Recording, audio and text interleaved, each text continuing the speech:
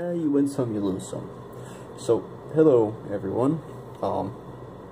Today I'm going to be talking about a very special project that is probably going to irritate some of you. And that's cool, because I don't value your opinions. And that project in question is this, which is a black MM-1. As you can see, I found it some years ago while traversing through a Russian graveyard.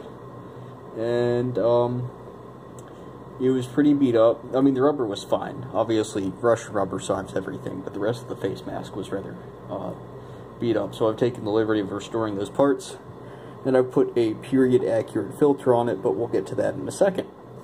So, as you can see, this is a black MM-1. It uses basically standard hardware. There's no real difference to this. Obviously, the rubber is black, which is different. That's the main selling point here. I don't review normal masks, I review special masks, and this is a very special mask. Now, what's interesting about this is that,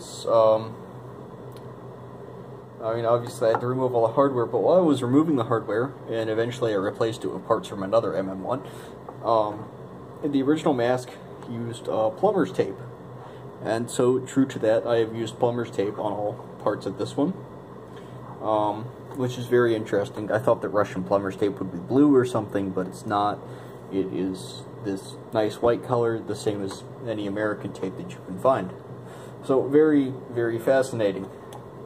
And otherwise, not a lot to say. It's good black Russian rubber. The other part I want to mention is that they came with this filter. It's dated 2004. Obviously, the Russians were just a little bit ahead of their time there.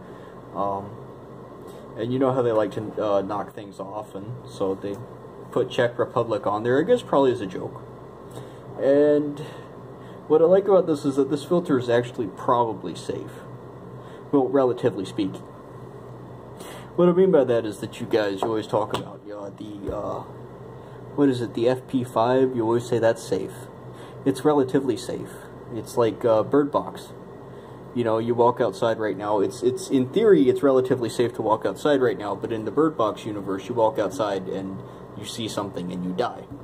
That's relatively, you know, normally walking outside is relatively safe, but in that scenario, it's not safe at all.